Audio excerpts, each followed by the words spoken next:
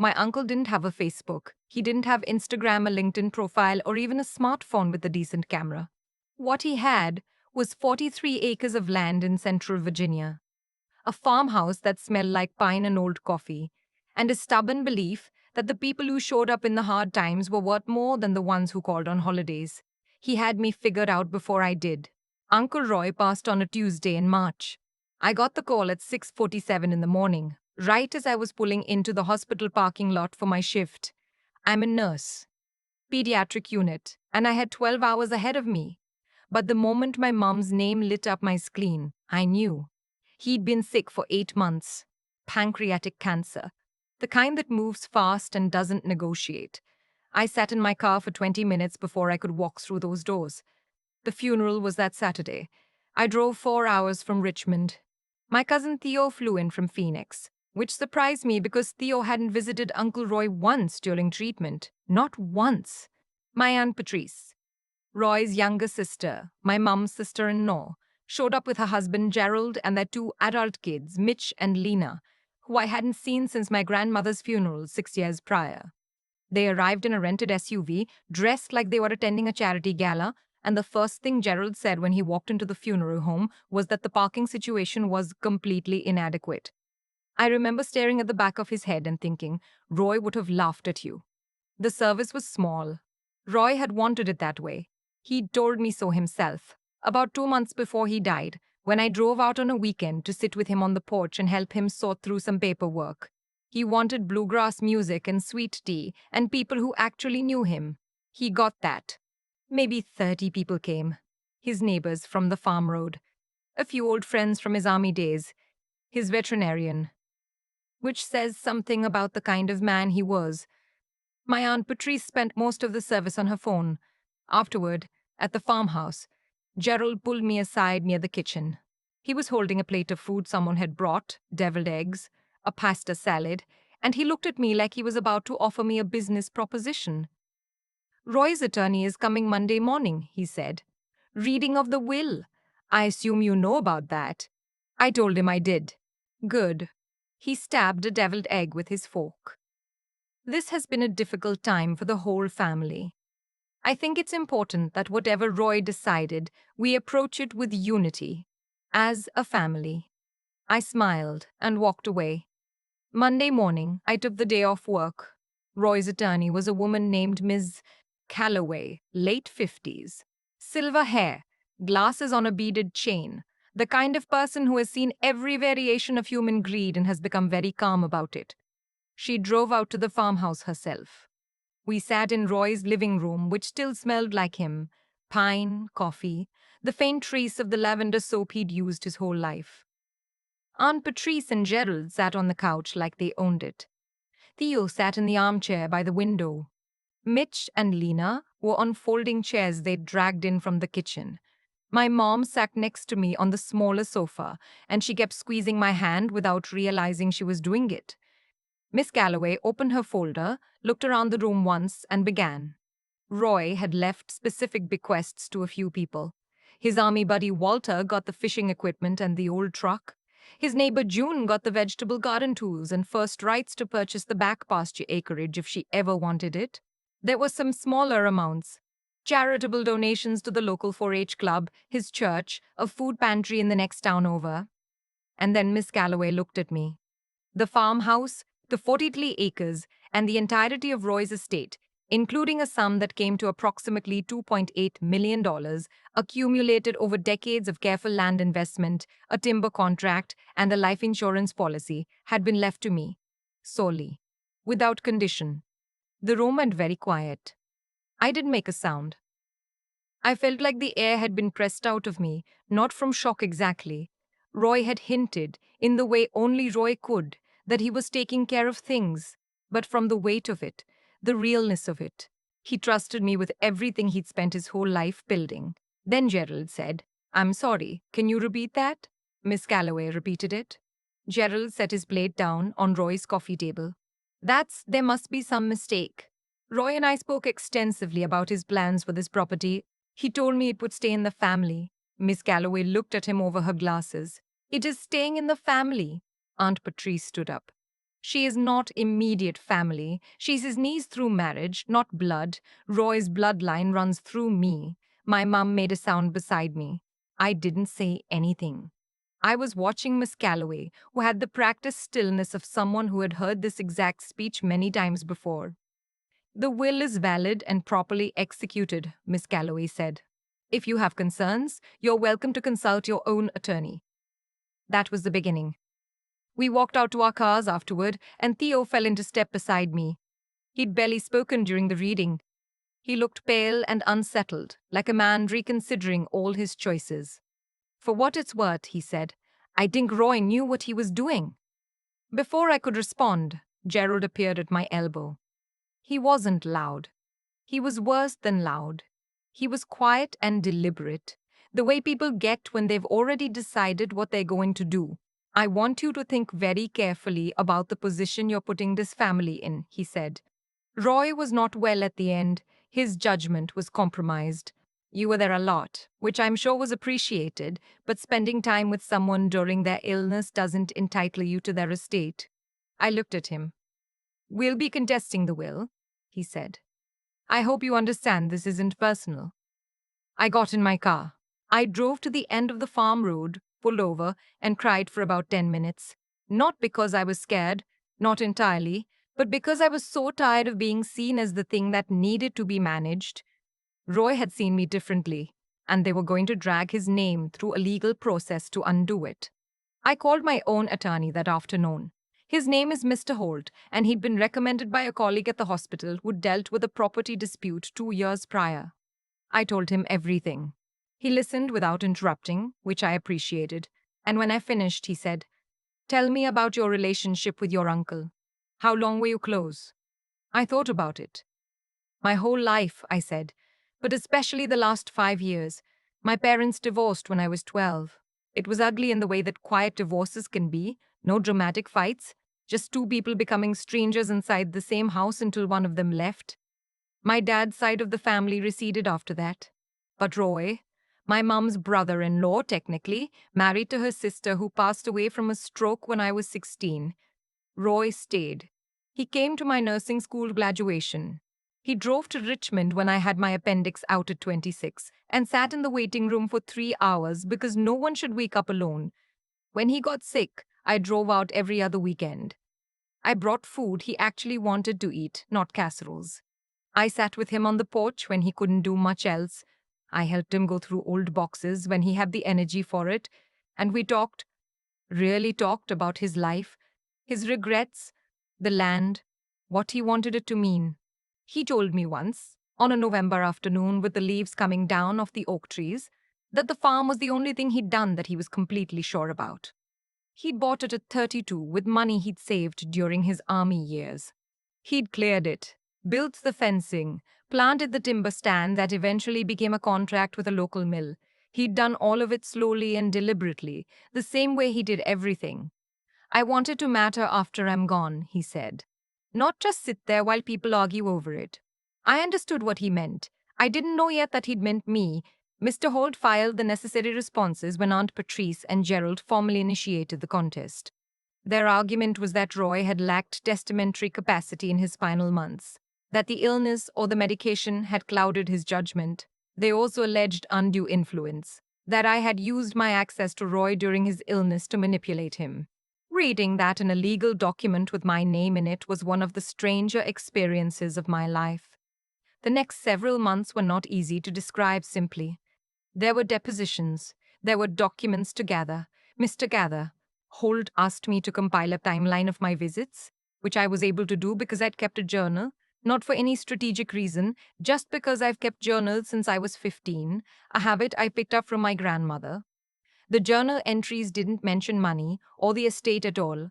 They mentioned Roy's good days and bad days, what we talked about, recipes he wanted me to try, a story he told me about a girl he'd loved at 22 who'd moved to Oregon and married someone else. Aunt Patrice's attorney made much of the fact that I was present for many of Roy's medical appointments in his last year. They implied I'd used that access to whisper suggestions. What actually happened is that Roy had asked me to come with him. because he wanted someone there who would remember what the doctor said and who wouldn't fall apart in the parking lot afterward. Miss Calloway, in the meantime, had been very calm about everything. She'd handled Roy's estate planning, she explained to Mr. Holt, over a period of nearly 3 years. The will I'd inherited under was not drafted in a desperate final month. It had been updated incrementally, reviewed twice, and the most recent version had been signed 14 months before Roy's death, when he was physically ill but entirely himself. She also told Mr. Holt something I hadn't known. Roy had kept notes, actual handwritten notes, in a small green ledger he'd stored in the locked drawer of his desk, explaining his decisions, why he'd left what he'd left to whom, why certain family members had been excluded, why he'd chosen me. I didn't read those notes until later.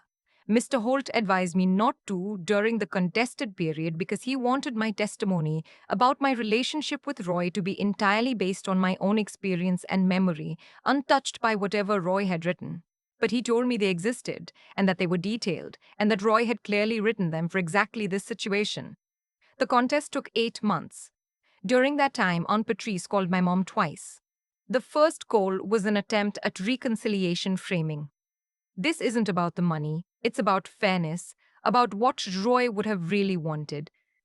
My mom, who is gentle in a way I have never been able to fully emulate, listened politely and then told her sister-in-law that she thought Roy had been very clear about what he wanted and that she supported it. The second call was not gentle. I don't know exactly what was said. My mom didn't tell me the details, but afterward she sat at my kitchen table for a while without speaking. And then she said, "Some people can't let grief be grief. They have to turn it into something they can fight." Theo, meanwhile, had quietly stepped away from the whole situation. He sent me a text in June that said, "I'm not part of this. I want you to know that." I appreciated it. Mitch and Lena, Aunt Patrice's kids, filed supporting declarations for their parents' case. Lena's declaration included the line, "Roy always treated us like his own grandchildren," which is interesting because Roy did not have children, and the grandchildren framing was doing a lot of heavy lifting. The last time Lena had visited the farm, based on what Roy had told me, was for a 4th of July cookout 4 years before his diagnosis. The case was resolved in October. The judge found no credible evidence of testamentary incapacity or undue influence. Roy's notes, the green ledger, were admitted and considered. I never saw them entered into the record, but Mr. Holt told me afterward that they were meticulous. Roy had written, among other things, that he had observed his extended family's behavior over many years, that he had made his decisions with full deliberation, and that he specifically anticipated a challenge and wanted the record to reflect his clarity of mind. He'd planned for this. He'd seen it coming before any of us had. That's the part that made me have to sit down when Mr. Holt told me, "The farm is mine. The $2.8 million is mine. And the 43 acres of Central Virginia land that my uncle cleared and loved and refused to sell, even when the offers got good, mine." Aunt Patrice did not reach out afterward. Neither did Gerald. Mitch sent a one-line email that said "congratulations" with no other text, which I think was meant to be cutting and mostly just read as defeated. I moved to the farmhouse in January. I kept my nursing job. I transferred to a hospital 40 minutes away, which isn't ideal, but the work matters to me and I wasn't ready to walk away from it. I drive that road in the early morning sometimes, and the fog sits low over the pasture, and the oak trees are starting to come back after the timber stand was cleared on the eastern side. And I think about Roy standing at his kitchen window, looking out at the same view. He was 58 when he bought this place. I'm 31. I have time to learn what he already knew. I've started keeping the farm the way he kept it. Slowly, deliberately. I rehired the same farmhand Roy had used for the last decade, a quiet man named Earl who knows where everything is and how everything works, and who, on my first week, left a handwritten note on the kitchen table that said, "He talked about you a lot. He was right about you." I cried over that note in the bathroom and then went out to learn how to check the fence line. I read the Green Ledger in February. Mr. Holt had given me a copy once everything was settled. Roy wrote the way he spoke, plainly, without decoration. He explained each decision. He wrote about his sister-in-law Patrice with neither anger nor sentimentality. He simply observed that she had a habit of valuing things only once they were no longer accessible to her, and that he had no confidence the farm would be cared for under her direction. He wrote about Theo with some affection, and a note that Theo has enough of his own to worry about. And then he wrote about me. He wrote that I had come every other weekend for the last 18 months of his life without being asked. He wrote that I had never once mentioned the farm or the will or his finances, that in 8 months of illness, the subject had simply never come up between us, not once. He wrote that I had brought him a specific brand of ginger tea he liked that was hard to find locally, and ordered it online and left 3 boxes on the counter on one of my visits without saying anything about it. He wrote that I had read to him from a novel he'd been trying to finish for 2 years and hadn't had the energy for. He wrote, "She showed up. That's the whole of it. When it mattered, she showed up, and she didn't keep score, and she didn't make it about herself. That's rarer than people think. That's what this land deserves." I had to put the ledger down for a while after that. Greed doesn't wait for the funeral to end. I know that now, in a way I didn't before March. I know what it looks like on people's faces when they're calculating while you're still crying. I know how quickly "we're family" becomes a legal argument. I know that some people experience someone else's grief primarily as an inconvenience to their expectations.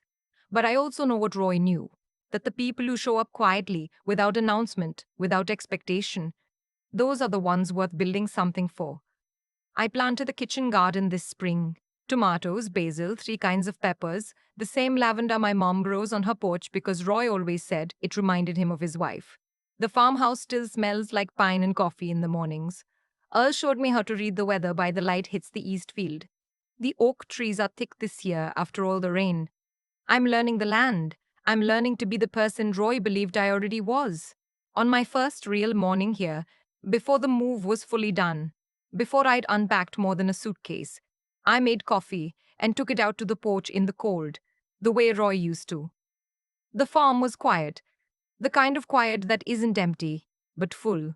I thought about him standing here 30 years ago looking at 43 acres he'd earned and cleared and chosen, starting something. I thought, I understand now. I finally understand. The grandfather clock in the hallway, the one Roy wound every Sunday morning. I keep it wound. Every Sunday. It's the smallest possible thing. And it's the most important thing I do all week. The ticking fills the house the same way it always did. He's still here in all the ways that matter. And the people who try to take this place from me will have to live with the knowledge that the one thing Roy was most certain about in his entire careful, deliberate life was me. I used to think the hardest part of losing someone was the grief, the empty chair, the voicemail you can't bring yourself to delete, the moment you reach for your phone to call them and remember again that you can't. That's the part people talk about. That's the part everyone prepares you for a little. Nobody prepares you for what comes after. The way certain people's faces change when they hear the word estate, the way where family can become a legal strategy in the same breath it's used as an appeal to your heart. I watched that happen in Roy's living room on a Monday morning, and I want to be honest about it. It didn't just hurt, it clarified things. The people who showed up at that reading were not the same people who had shown up for Roy, and somewhere in that distinction is everything worth understanding. What I've come to believe, not because someone told me, but because I lived it, is that the life you build is a direct result of the choices you make when no one is watching and nothing is guaranteed. Roy bought that land at 32 with army savings and a level of patience I'm still working to understand. He didn't do it for recognition. He didn't talk about it much. He just showed up every season and did the work. The timber contract, the fencing, the careful investment of decades, none of it happened because Roy demanded something from the world. It happened because he was consistent when consistency wasn't glamorous. Gerald and Patrice operated on a different logic. They believed proximity to wealth was the same as earning it.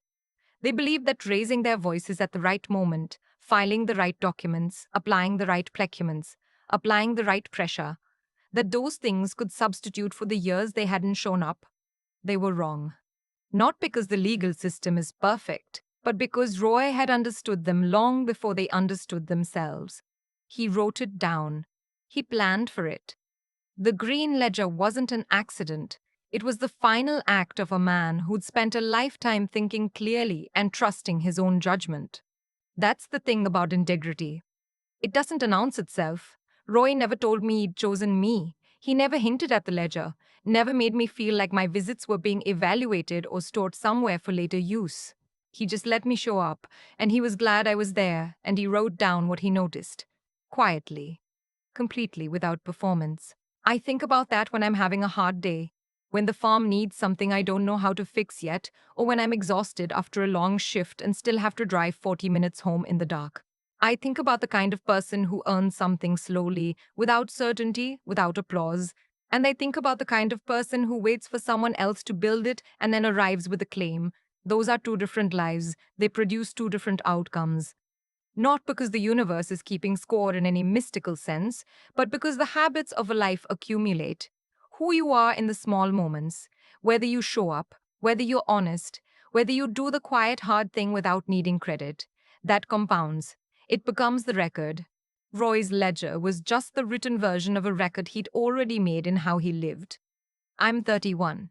I have the farm, the land, the grandfather clock ticking on Sunday mornings. I also have the knowledge that the most important thing Roy left me wasn't any of that.